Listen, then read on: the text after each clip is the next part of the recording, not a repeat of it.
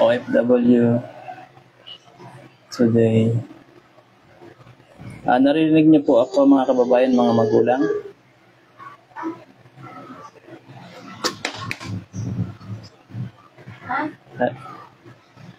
Narinig po ninyo ako? Yes? Nakamute kayo, nakamute. Ako pala nakamute. Sorry. Okay, narinig po ninyo ako mga kababayan, mga magulang?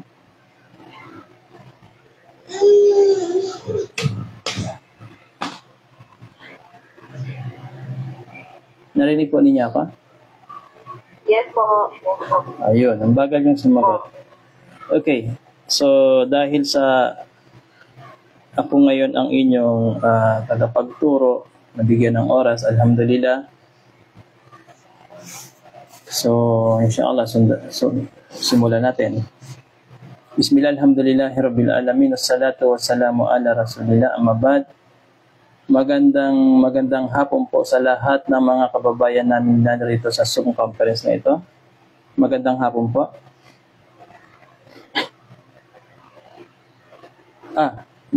Magandang umaga po. Sorry.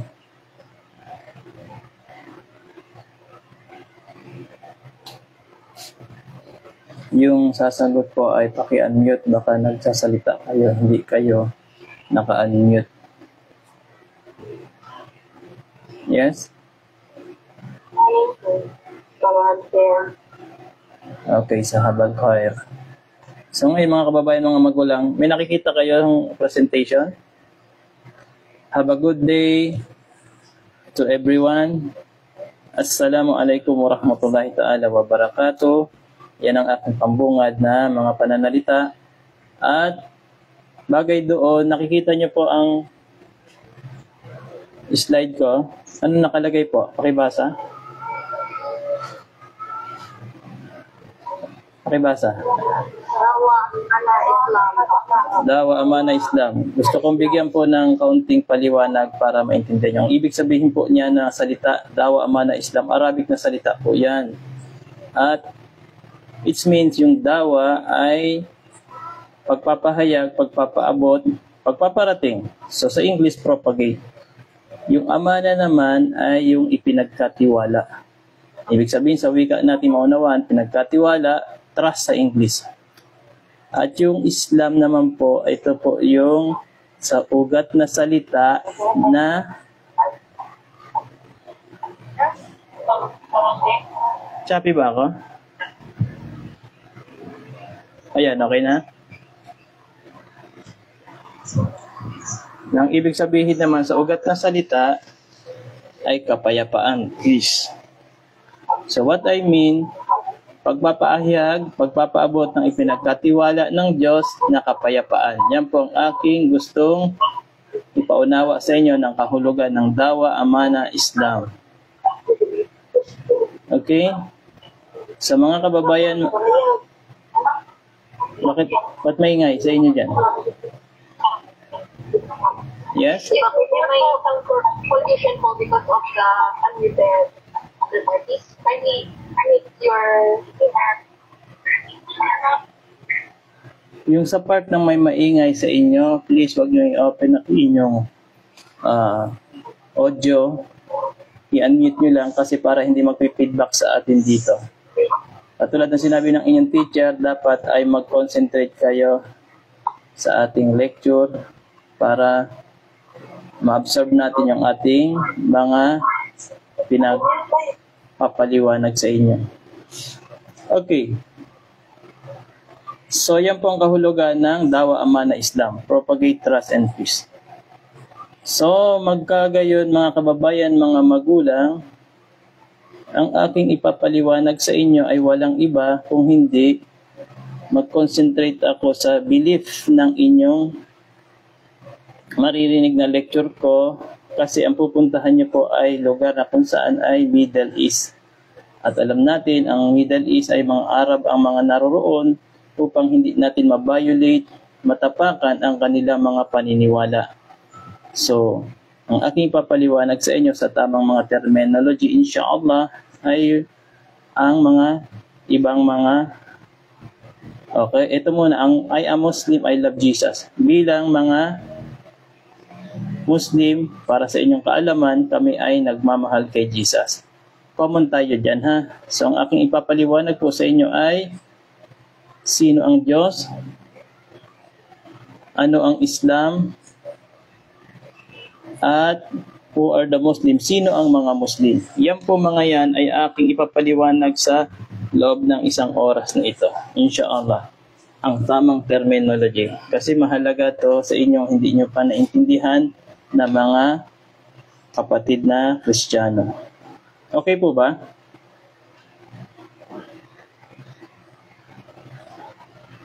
Okay po? Yes po. Yes po. Yes, thank you. So, tatanungin ko muna kayo dahil ayan ang ating foundation ng ating pag-uusapan. May forever ba? Wala po. Wala. Yes, meron kay Tal. Kay Ala. Kay Ala meron. So, pag-isip mo lang. Okay. Yung walang forever. Sino ang walang forever? Pakisagot nga, bakit walang forever? Ano nangyari? Yes? Yung nagsabing walang forever. Walang forever kasi ganito, ganoon. O, ikaw, Obisina. Marian J, may forever wala? Wala meron, sir. Pero sa pag-ibig, wala. Kay Allah? Bakit? Muslim kayo po? Dati po, sir, lang po ako. Balik Islam po kayo? O, dati yun? Bakit ano nang... Dati po kasi nakapag-asawa po ako ng kaso kasi wala na po. So, naghiwalay na rin yung religion ninyo? Opo, sir. Hindi dapat ganun. Inshallah, ngayon, ma-follow up kayo, inshallah, sa aking lecture. So, sa pag-ibig daw, walang forever. Kaya ang nangyari, nagmahal, nasaktan, nag-abroad. No. So, yan ang mga nangyayari sa mga tao dahil hindi na pinaniwala ang buhay na walang hanggan dahil hindi siya naniniwala na mayroong nagmamahal ng tunay. Pero hindi po yan ang topic natin. Kung hindi, ang topic natin ay kung may forever nga ba. So, mga kababayan, mga magulang, ang forever na tinutukoy po natin dito ay yung forever na kaligtasan. Hindi yung niraramdam ng ating bigong puso, bigong expectation na akala ko si ganito, binigay ko na ang lahat, tapos iniwan pa rin ako. Iniwan ko pa rin siya. So, alin man doon ay, yun ay daramdamin ng tao. Ngunit ang tinutukoy po natin forever ay ang kaligtasan at totoong may forever. No? At dahil akong lecturer, ako ang maglilinaw sa atin dito at ang forever na ito hindi ako ang nagsabi kung hindi siya po. Sino po siya?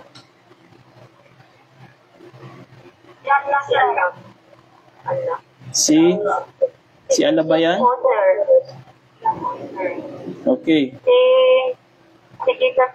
Si Jesus. Okay, pakinggan po natin ang kanyang statement ayon sa paniniwala ng mga Christian.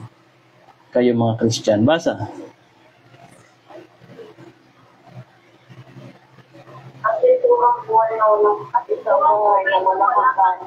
Masya Allah. Forever hindi. Forever. Buhay na walang hanggan. So, yun pala ang forever natin paniniwalaan. Ipagpatuloy ninyo. Na ikaw ay makikawala wala kanila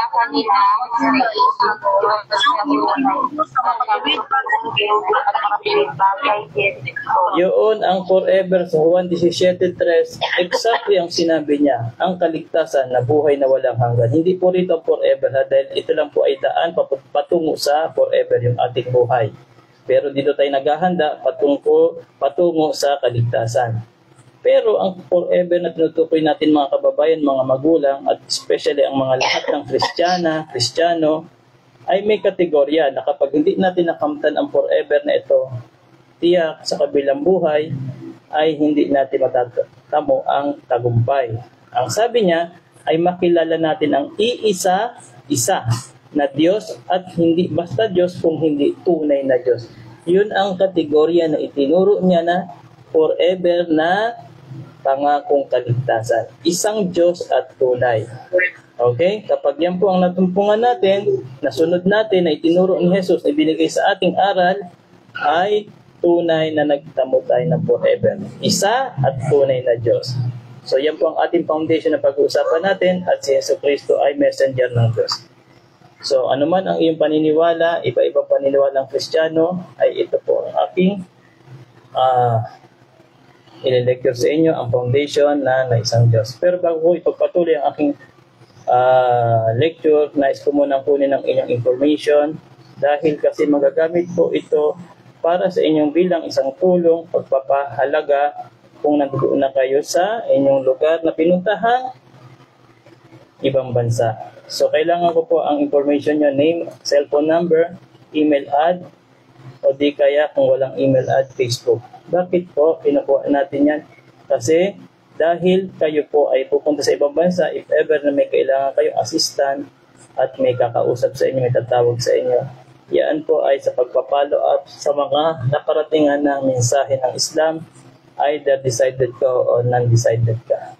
At pagkatapos doon, kakamustahin din kayo kung anong kalagayan nyo sa ibang bansa, kung kayo ba ay maayos o meron kayong complaint sa inyong amo. So makakatulong po sa inyo yan bilang kayo ay mga OFW.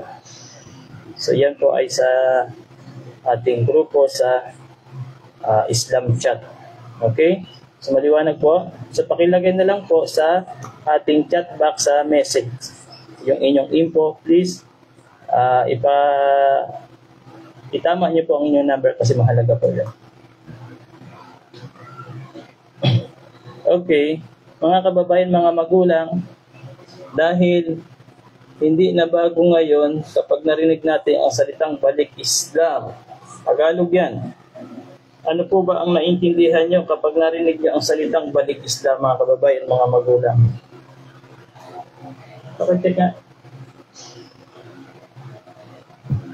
Yes, anyone? Balik Islam is just like other religion na parang balik loob, going back from what they came from, isn't it? Came from? Religion, I should say. Okay, thank you sa nag-participate. Okay, kasi bakit po tinatanong yan sa inyo? Lalo kayo ay puro mga Kristiyano. May narinig tayong balik Islam. Tama po yun. Galing po siya sa Kristiyano, any denomination ng Kristiyano, sila po ay mga nagyakap at nagbalik sa Islam. Kasi yung iba sinasabi ay sila yung mga nagpabinyag, sila yung mga nagpa-convert, o di kaya nagpalit ng religion. Lahat po yan mga opinion ng tao. So, dito tayo para linawin natin kung ano ba ang kahulugan ng balik Islam.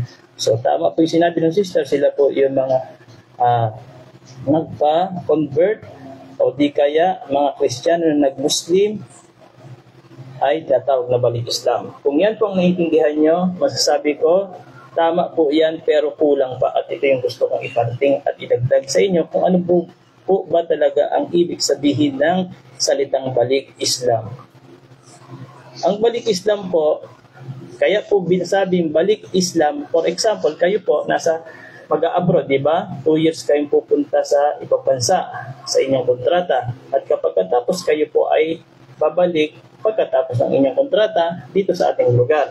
At tinatawag kayo bilang pagpupugay ng gobyerno na kayo ay mga balik bayan. So, pinaparangal lang kayo. So, ibig sabihin, hindi kasi kayo taga doon kung hindi taga dito kayo. Tama. Ikinukunik kayo sa paniniwala natin na bakit may salitang balik sa mga yumayakap na Kristiyano. Kasi from the beginning, that time, hindi naman po tayo mga Kristiyana o Kristiyano. Kung hindi, yung mga yumakap sa Islam na mga Christian ay tinatawag na balik Islam from the beginning, yan po ang kanyang relihiyon. Anong patunay natin dyan? Tatanungin ko ang isa sa inyo, o kayo na lahat tatanungin ko, may pinanganak bang Kristiyano sa inyo? Kristiyana? Pinanganak ba kayong Kristiyana? Wala po. Hindi po. O bakit ka Christian? We are unit of... Isa-isa lang. Isa-isa lang. Bakit Christian? Because of, nagiging Kristiyano pong mga tao because of baptism. Then, doon po nag-umpisa yung pagiging Christian nila. So, malinaw na kayo rin pala ang nag-a-approve na nagiging Kristiyano lang. So, ibig sabihin, wala palang pinanganak na Kristiyana sa ating bayan, sa ating bansa. Kung hindi nagiging Christian, yun po ang meron. At kayo yon. So ngayon, ang tanong, dahil nakukuha na po ang inyong sagot, nung hindi ka pa Christian, ano po ang iyong religion kung hindi ka Christian? So walang sagot ang lahat ng mga leader dyan dahil ang sagot nasa loob ng pananampalatayang Islam. Pakinggan po natin mga kababayan, mga magulang, ang katibayan na sinabi ito ng Prophet Muhammad sallallahu alaihi wasallam. Ito po ang katibayan at ipapaliwanag natin. Sabi ng Prophet Muhammad, kullu ma'unud yuladu alal fitra wa bawahu aw yuhadiyanihi aw yunasriyani aw yumajizani. Nang kahulugan, basahin po ninyo para manamnam po ninyo ang ibig sabihin. Sige, pwede naman sabay-sabay. Timing lang. Ang bawat bata Ang bigay pinagsalita ang kanyang mga magulang ay nagsalas sa kanila na silang Kristiyano, Hudido at Mangyan. So malinaw, every child is born as a Muslim. Yan po ang katotohanan. Dahil, sabi sa paliwanag ng ating lingwaheng mauunawaan, ang bawat bata ay pinanganak na likas. Fitra, ang ibig sabihin ng fitra, nature, original ng isang bata na mayroon na siyang Diyos, mayroon na siyang relihiyon, kahit wala pa siyang muang, wala pa siyang salita, hindi pa siya nakakaunawa. May relihiyon na siya kasi bakit? May naunang nasyon na at yun yung mga propeta. At ang kanyang magulang dala sa kanya na maging silang Kristiyano o Hudyo o anong paniniwala.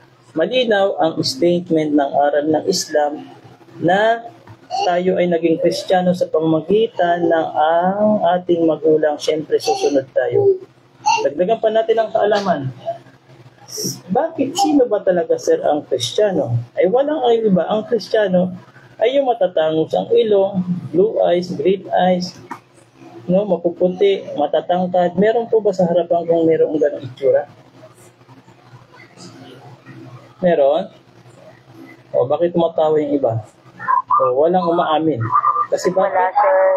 Wala, dahil ang itsura na sinasabi po natin ay sila yung mga Kastila.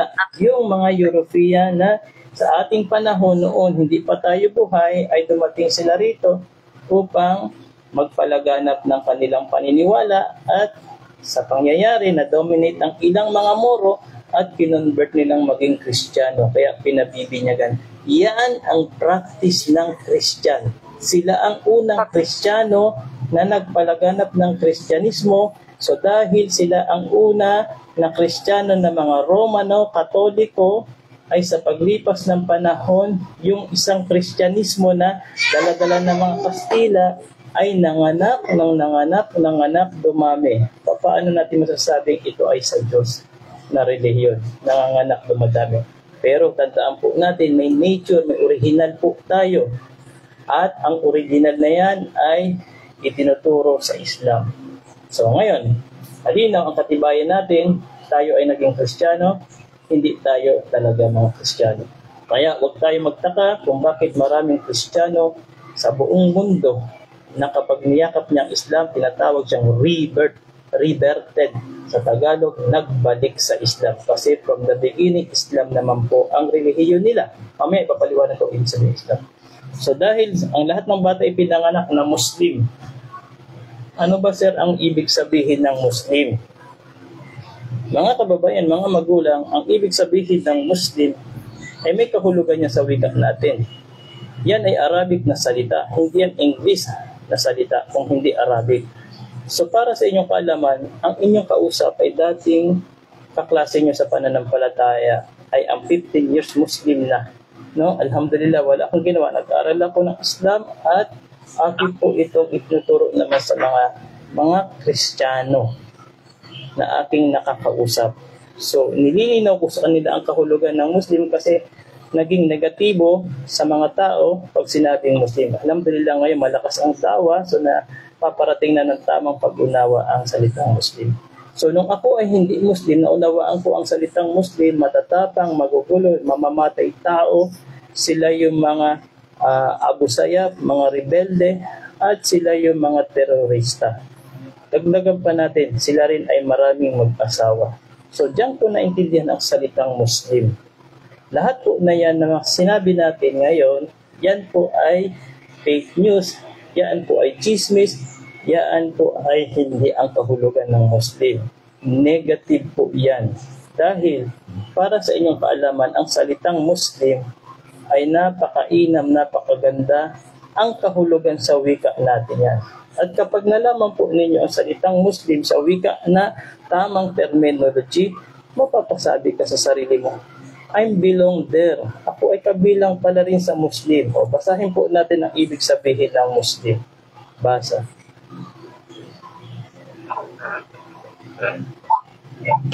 The one who submits himself to the will of one true God. The one who submit themselves to the will of one true God. In Arabic, Muslim. Kasama po ba ang kahulugan ng Muslim? Hindi. Tagalogin natin para maintindihan natin sa ating muka ng mainam. So, mga nilikha ng Diyos na isinuko niya ang kanyang sarili sa kalooban, kagustuhan ng nag-iisang Diyos na tunay. Sa salitang mauunawaan natin ay Muslim na salita. At isa rin sa kahulugan ng Muslim, sinabi ng Diyos, wa amilu salihah wa qala innani minal muslimin, and do good to the people. Yung Muslim pala, kung ikaw ay nagsasabi na Muslim, maging mabuti ka sa kapwa-tao at ikaw ay nagsasabi na kabilang ka sa mga Muslim. So yan pala ang mga kahulugan ng salitang Muslim. Isinuko niya ang kanyang sarili sa nag-iisang Diyos na tunay. So kayo ang nagsabi na hindi naman masama ang Muslim sa tamang terminology kahulugan yan. Yan po kasi ang kahulugan ng Muslim eh. So ngayon na-inform ka na-inform tayo. So sasabihin mo naman, ay sir, di ba may Muslim naman pumapatay ng tao sila? At yung mga Muslim ay nagsusugal din o nagbibisyo. At masama ang ugali, pangit ang ugali. At di ba sir, yung mga Muslim ay nababansag ang mga terorista? Mga Muslim yun, di ba? Tama po, Muslim po sila. Pero hindi ko po pinapaliwanag ang gawain ng individual o grupo ng mga tao na gumagawa ng ganoon. Kasi hindi po yun ang kahulugan ng Muslim. Sila po ay masasabi natin mga pasaway na Muslim. Pero hindi natin hinuhusga ng pagkatao nila kasi buhay pa sila. Anumang oras pwede silang magbalik loob sa Diyos at maging mabuti siya sa kapwa at magiging isa siyang tunay na Muslim. Patulad ninyo, kayo pa ay mga buhay at hindi po namin kayo hinuhusgahan kasi buhay pa tayo. So, bawal po kasi ang paghuhusga sa kapwa-tao dahil ang huhusga po sa atin ay ang naglikha sa atin. Ang aking pong pinapaliwanag yung tamang kahulugan ng Muslim. Ayan po sa harapan ninyo. So, nauunawa po ang aking pinapaliwanag. Opo. Naiintindihan niyo naman po. Yes po. Alhamdulillah. Dahil ang mga Muslim, yung tunay na sumusunod sa kanyang relihiyon, sa kanyang batas, sa kanyang Panginoon, ay bawal ang lahat sa kanyang bisyo. Name it. Lahat ng bisyo bawal sa kanya kasi Muslim siya. Dahil sa Islam po ay hindi pinapahintulot ang mga bisyo. So, dahil Muslim siya. So, maliwanag na po ang Muslim ha. So, nabanggit po natin mga nilikha ng Diyos na isinuko niya ang kanyang sarili sa kanyang tunay na nag-iisang Diyos. So, yan ang kahulugan ng Muslim. Kasama ka ba sa nilikha ng Diyos? Opo. Ay bakit ka Christian? Ang sagot dyan, yung katatapos lang po ng paliwanag natin tungkol sa balik Islam. Okay? So dikit, di ba? So kung kumpal ang kahulugan ng Muslim, mga nilikha ng Diyos ay sinuko niyang ang sarili. So yun pala ang kahulugan ng Diyos. At kayo na rin papatunay na kayo ay naging Kristiyano na. So okay na yan ha, may liwanag na ang salitang terminology ng Muslim. So ano naman ang kanilang batas sa sinusunod? Dahil pupunta ako sa ibang bansa para hindi ko matapakan ang kanilang mga paniniwala doon. So walang iba, ito yung natawag na Islam. Para sa inyo pong kaalaman mga kababayan, mga magulang, ang Islam po ay hindi ba isa lang ang Diyos? Therefore, ang kanyang gobyerno, ang kanyang batas, ang kanyang relihiyon ay isa lang dapat. Yun po ang tama. So para sa inyong kaalaman, ang Islam po ay yan po ang relihiyon na natatangi sa balat ng daigdig. What I mean, ang Islam po, hindi po yan relihiyon ng mga Arabo lamang o na nagsasabing Muslim. Kasi kung ang tao gusto dyan ng gabay mula sa Diyos, pakinggan po natin ang sinabi ni Allah, Hada Quran Huda Linnas. Nang ibig sabihin, pakinggan natin mga kababayan.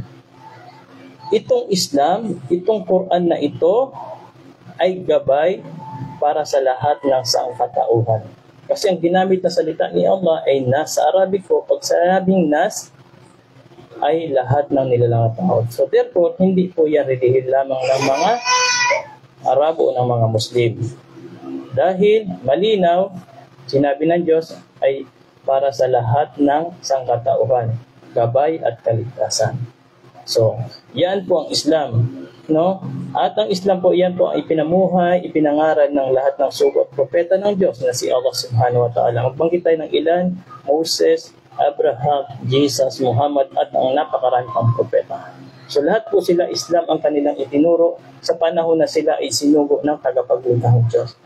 At bagay dito mga kababayan, dahil yan po ang relihiyon na tangi na ibinigay ng Diyos sa ating lahat, dapat kung pipili tayo ng relihiyon at susundin relihiyon, ay dapat hindi yung pumatok sa bahay natin at sasabihin, ito ang mabuting balita ng Diyos, ito ang kaligtasan, ang paniwalaan, si ganito ay magtatamo ng buhay na walang hanggan, ay ganun-ganun lang natin tinatanggap. So saan galing yung relihiyon na inaniba natin? Doon sa pagbukas ng bahay natin. Siyempre tama, at sa Diyos naman at walang masama, ay siyempre sabihin natin, okay na ito. Hindi po dapat ganun ang pagpili ng ating kaligtasan patungkol sa relihiyon.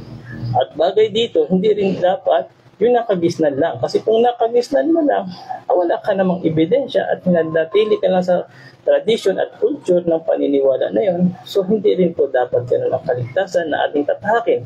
Dahil dapat bilang mangaral ng Islam para sa inyo, tiyakin po natin ang relihiyong inaaniba natin at ating sinusukuan ay walang iba kung hindi siya mismo ang nagbigay ng batas ng relihiyon. Pakinggan po natin ang katibayan na mababanggit po sa Holy Quran. Sinabi ni Allah subhanahu wa ta'ala, Inna dina indallahi Islam. Ang kahulugan po, truly the religion with Allah, Islam. Na sa Tagalog, katotohanan ang relihiyon para kay Allah ay Islam. Bakit binanggit?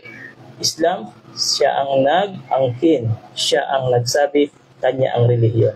At pagkatapos, sinabi rin po niya, kumpleto na sa inyo ang relihiyon, mga tao, huwag na kayong gagawa. Ano sabi niya?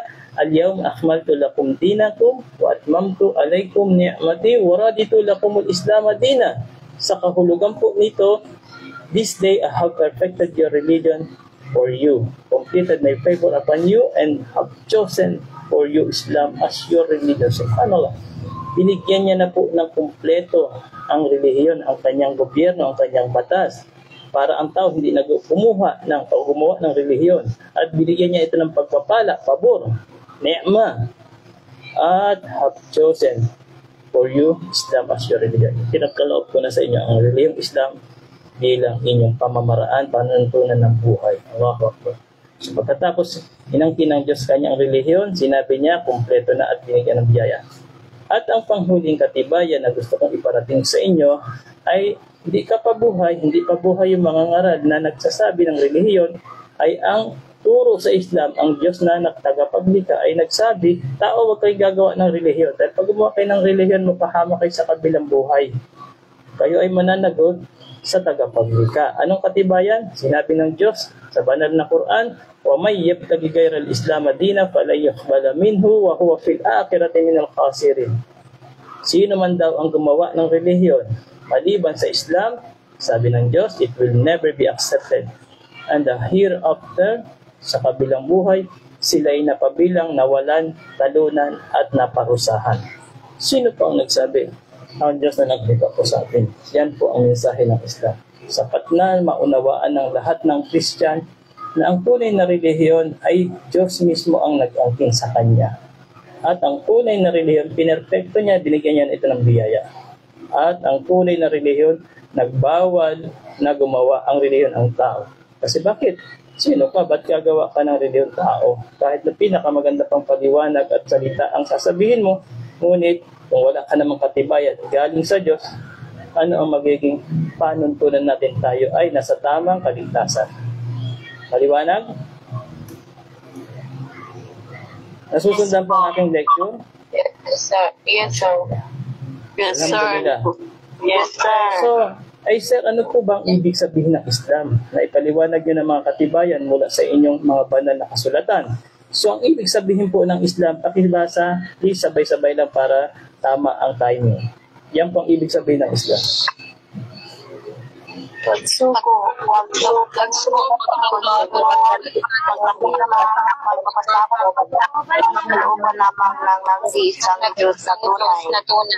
Maraming salamat po.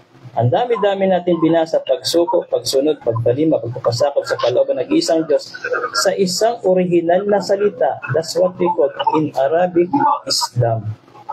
Ano? Sa English naman ay walang iba, surrender to God. Yan po ang ibig sabihin ng Islam, ang sumuko sa Diyos. Yan po ang relihiyon ng lahat ng tao. So naipaliwanag natin ang ibig sabihin ng Islam, pagsuko sa Diyos, pagkalima. Ang tanong, linawin natin, dahil kayo ay, siyempre, ngayon yung pala narinig ito, ang paliwanag. So ngayon, ang tanong, kapag nagdadasal ka, pag nagdadasal kayo, sino tinatawag ninyo? Jesus. Ang Panginoon, ang Diyos. Okay. Dahil tumatawag ka sa Panginoon, sa Diyos na pinaniniwalaan mo. Islam po yun sa Arabic. Naintindihan? Tama po ba? Di ba pinaliwanag natin ang Islam? Ayan ang katibayan sa harapan natin. So Islam po yun Ang problema, sinong Diyos yung tinatawag? Pero once na ang tao ay may sin, dinadasal ang Diyos, tinatawagan Diyos, ikaw po ay nasa relihiyong ng kanyang ipinagkaloob sa atin. Ibig sabihin, sumusuko ka sa Diyos. Kapag meron kang karamdaman, malubhang sakit at alam mong mamamatay ka, tumatawag ka sa Diyos. Panginoon, dagdagan niyo po ang aking sarili sa ang buhay. Panginoon, gusto ko pang mabuhay. O di kaya kung may malakas na tsunami, may lindol, o kaya may malakas na bagyo, matatakot ka sa nangyayari. Ano bang nangyayari sa oras na ito? Diyos ko, tumatawag ka sa Diyos. Islam po yun dahil sumusuko ka sa Diyos. Kaya masasabi ko ang Islam, ito po ang relihiyon ng mga tao na ipinagpalit niya sa relihiyon niya ngayon. Understood? Kasi meron lang pong isang Diyos at meron lang pong isang gobyerno, batas, relihiyon siya. Walang iba. Ang ibig sabihin na ito ay yung Islam na sumuko sa Kanya. Sumuko sa Diyos. Linawin natin, ang Islam ay relihiyon at ang inuutusan. Dahil ang Islam ay pagsuko, ang inuutusan sumuko, tinatawag na Muslim. Di ba naipaliwanag natin kanina ang Muslim? The one who submit themselves to the will of one true God. Sila yung nilikha ng Diyos na isinuko nila ang kanyang sarili sa kalooban, kagustuhan na nag-iisang Diyos. Yun po ang ibig sabihin ng Muslim. So ang Islam, relihiyon, ang Muslim, nagpapalo doon sa relihiyong Islam. So mga tao po yun. Kaya sino man ang nagpalo sa relihiyong Islam na sumuko siya sa Diyos, ay natawag siyang Muslim. Na ipaliwanag natin ng Islam ay ay surrender to God. Sinong God na dapat nating supuan? Allah po. Alhamdulillah. Allah. So, hindi po si Yahweh, hindi po si Jehovah, hindi po si God, hindi po si Ama, at hindi rin po si Jesus. Kasi kung winangkunin na Diyos, bakit hindi na lang isang pangalan? Bakit iba-iba pang mga naririnig natin? So, walang iba ang Diyos na ibig sabihin ng Islam ay sumuko sa Kanya. Ang Diyos na naglikha sa atin ay walang iba, si Allah subhanahu wa ta'ala. Siya po ang naglikha sa iyo, sa Kanya, sa akin, sa ating lahat. Para sa inyo pong kaalaman mga kababayan, mga magulang, si Allah na naririnig niyo pong Panginoon na sinasamba ng mga Muslim ay hindi po siya Diyos ng mga Arabo, uli ng mga Muslim na nagsasabi. Dahil siya rin po ang nagsabi sa kanyang salitang banal, Ana Rabbul Alamin. Ang kahulugan po sa Tagalog, sabi niya, ako ang Panginoon ng lahat ng nilalang. So therefore, hindi siya Diyos lamang na mga Muslim. Kasi nung ako panahon na hindi ko naintindihan ang Islam, sabi ko, ikaw Muslim, may sinusamba kang Diyos. At yan ay si Allah. Sa inyo yung paniniwala. Kami rin ay may Diyos na sinasamba. So therefore, lalabas dalawang Diyos. Pwede ba yun? So hindi po. Dahil sa Islam, nilinaw po sa aral ng Islam, sinabi ng Diyos na tagapaglikha, ako ang Panginoon ng lahat ng nilalang. Nilinaw ko lang po na mawala po sa ating isipan na ang Muslim ay ang Diyos nila ay si Allah. Hindi po. Siya po ang nagsabi sa kanyang banal na salita, Panginoon siya ng lahat ng nilalang. So ngayon, kung sasabihin nyo naman, ay sir, bakit Allah ang pangalan? Bakit hindi iba na lang? Ay ganito po kasi yun. Hindi po ito katulad ng Christian na ang tao ang nagsasabi itong pangalan ng Diyos. Sa Islam po iba, malayo po. Dahil ang Islam ay katibayan mula galing sa tagapaglikhang Diyos, pabayaan natin, sa aral kasi ng Islam iba pabayaan natin niya ang Diyos sa magsabi siyang Diyos. At sa pabayaan natin ang Diyos, sabihin niya ang kanyang pangalan para ang tao ay hindi gagawa ng pangalang iba. Kaya naman, bilang katibayan, sinabi niya sa kanyang banal na salita, pakinggan po natin kababayan mga magulang. Sabi niya, Innani ana Allah. Ang kahulugan po nito, Innani ana. Ano ibig sabihin ng ana sa Tagalog? Ako. O dahil nag-aaral kayo, di ba? So maliwanag na ako. Sabi niya, Innani, katotohanan, ako, siya si Allah. So nagpakilala ang Diyos. Sinabi niya ang pangalan niya, mismo sa kanyang banal na salita, ang pangalan niya Allah. La ilaha illa ana. Pagkatapos sa sinabi niya siya, ang pangalan niya ay si Allah, sinabi niya kagad, wala ng ibang Diyos na karapat dapat sambay. Paano yan? Sino ang sinasamba natin? Tayo ba ay susuhay sa Diyos na naglikha sa atin?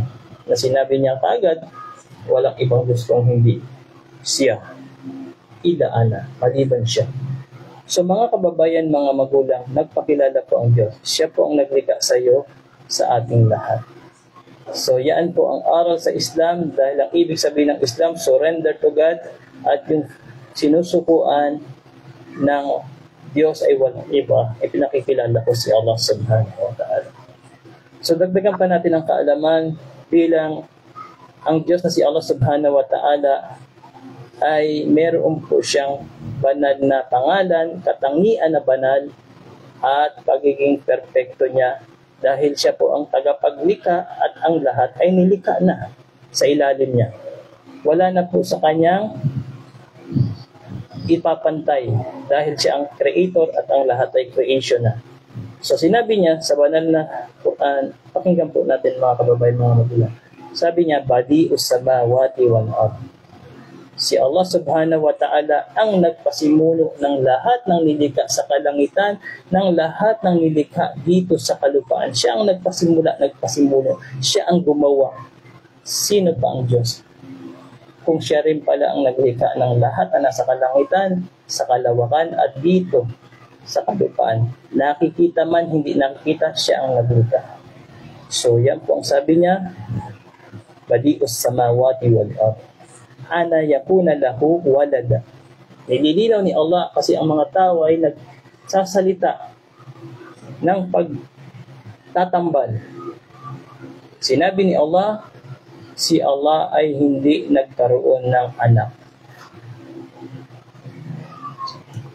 So, malinaw, wala po siyang anak dahil ang mga tao nagsasabi ang Diyos daw ay may persona, may anak. So dahil banal siya, wala siyang kapintasan, tinatama niya ang lahat ng may mga taong iba-iba opinion na sa isang salita niya lang ay mahihinto ng tao. Dahil ang Diyos, tuwirang nagsasabi ng kanyang banal na salita. Pagkatapos sinabi niya, walam takun lahu sahiba, si Allah subhanahu wa ta'ala ay walang kasama, walang asawa. Sahiba, wala siyang asawa, wala siyang kasama. Kasi kung mapapansin ninyo, ang mga tao ay nagdadasal, sinasabi nila, try nga natin sa inyo, Santa Maria, anong kasunod na salita pag nagdadasal ang Kristiyano? Ama namin, Eloy ng Diyos. O, Ama namin. O, pagkatapos ang Ama namin, sasagot yung kabila, Santa Maria, anong kasunod? Santa Maria ng Diyos. Ina ng Diyos.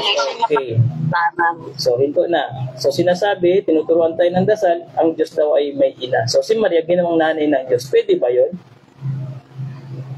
Na yung tao na may nanay, may tatay, si Maria, ginawang nanay ng Diyos. So, problema. Kaya, malinaw, sinabi ni Allah, wala siyang kasama, wala siyang asawa. At pagkatapos, sinabi ni Allah subhanahu wa ta'ala, fa'buduhu. Subhanallah. Sinabi niya, sambahin niyo si Allah. Pero, take note mga kababayan, mga magulang, sinabi niya po ito, inutos niya po ito sa ating lahat, magdasal tayo sa Kanya, pero hindi niya kailangan ito. Inutos niya lang, sinabi niya sa ating kung sambay siya, hindi niya kailangan. Dahil ang tunay na Diyos walang pangangailangan, si Allah subhanahu wa ta'ala. Dahil ang tunay kasing may pangangailangan tayo. Kaya niya inutos ito, sambahin natin siya, tayo ang may pangangailangan. Understand? Yes po. Alhamdulillah. Yes, sir. So para mailigtas natin ang ating sarili. Kaya nga ito ang mga tao lahat, di ba? Lahat naman ng tao nagdadasal sa Diyos. So ibig sabihin, titra natin yun.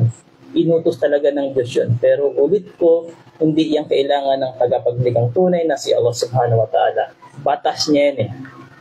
So, kalaka kulla siya, nilikha ko ang lahat ng bagay. Subhanallah. So mga kababayan, siguro sapat na yung mga ilang katangian na banal ng Allah subhanahu wa ta'ala ay sapat na maintindihan ninyo na ang Diyos ay nagpakilala po sa mga pili niyang propeta at ang mga aral ng mga propetang ito ay nakarating sa ating lahat. So, yan po si Allah subhanahu wa ta'ala na tagapaglikha na nagtatanging nag-iisang Diyos na tunay. Nawa nakarating po sa inyo ang mensahe na aking ipinaliwanag ng mga terminology na iyan. Okay? So dahil doon, Yes, po. ay paliwanag ko na po ang balik Islam. Ng ibig sabihin ng balik Islam ay nature po ng tao na siya po ay sumuko sa Diyos. Diba? Ibig sabihin ng Islam, sumuko sa Diyos.